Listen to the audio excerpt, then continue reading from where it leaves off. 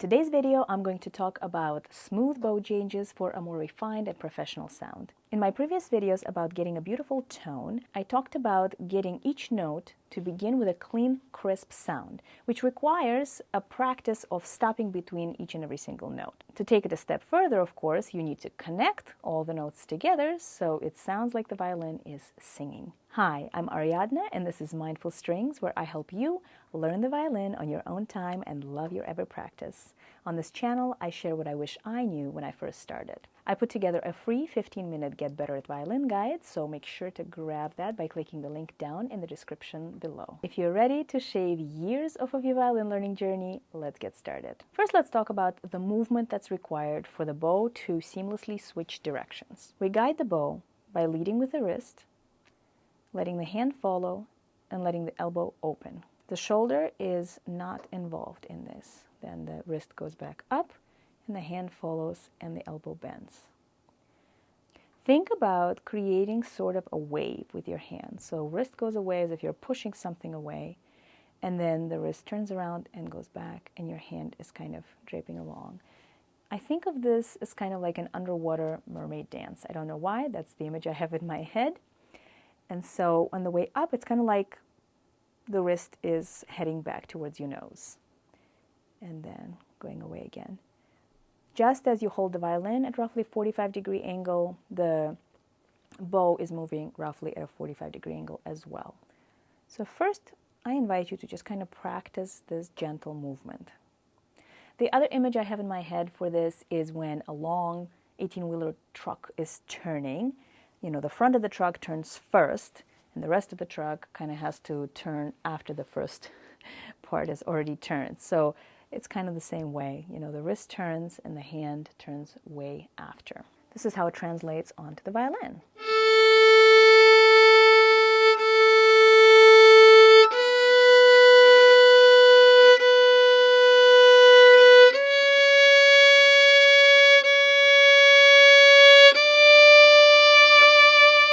So what's required here is a bow hold that's solid but not stiff. In other words, you want all of your fingers to be able to move and straighten as well as curl.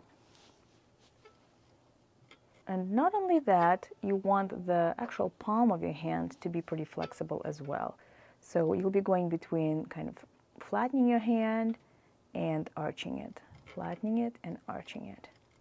So think of there being a string tied to your wrist, and when someone pulls that string, the wrist moves.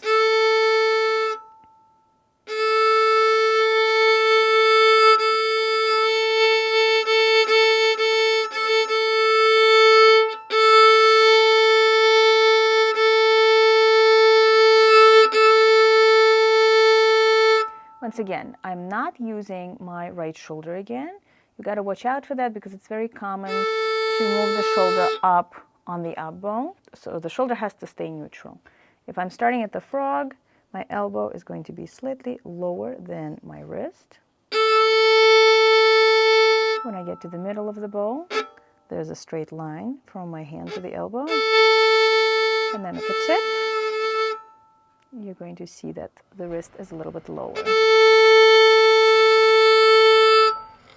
The difficulty here is that when you are at the frog especially, there's so much weight / pressure going into the string that you have to learn how to navigate that by moving your hand and by removing the pressure of your actual hand and then working with the weight of the bow itself. This, of course, will also involve the speed of the bow because, as you may know already from one of my previous videos, is that if you move the bow slowly, but put a lot of weight into the string, you're going to end up with a very crunchy sound. To practice this, I would recommend starting in the middle of the bow by using just a few inches.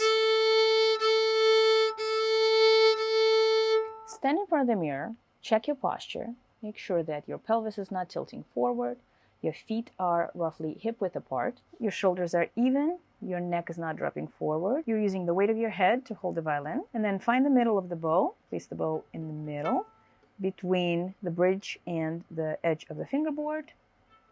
Then just go back and forth a few inches and watch your right hand. So once again, if you're going to start in the middle, make sure that there's a straight line here in your arm.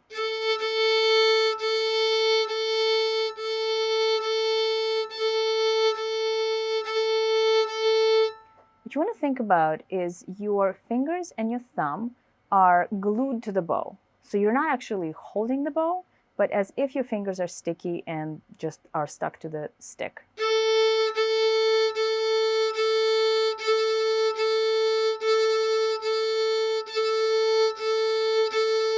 It may take some time to isolate this movement.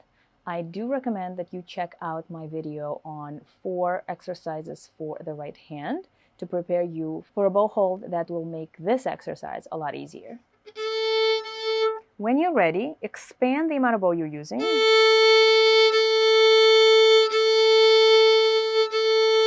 Notice this, when my wrist goes down, at some point the wrist stops, but the fingers, the rest of the hand continues, and the wrist at this point is already switching directions and ready to go up. And the same thing happens in the other way. The wrist stops, the rest of the hand and fingers follow through, and we turn around.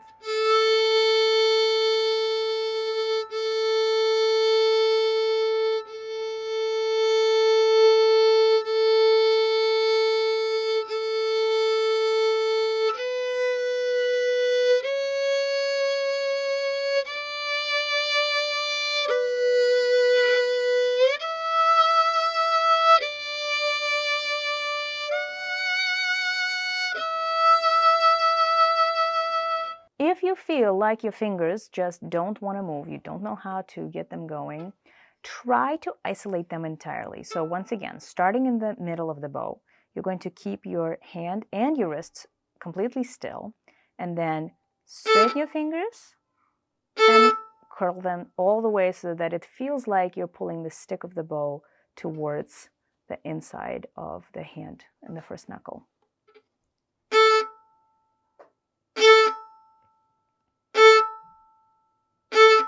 You're not going to play like this, but it's a good isolation exercise.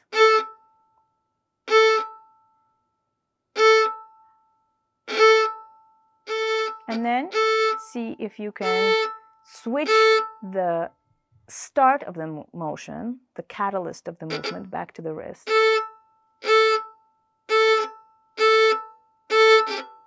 And then think of the fingers being very springy. So here I'm kind of adding a silent springing movement to each note. I'm still, in this particular exercise, as you can hear, making breaks between the notes.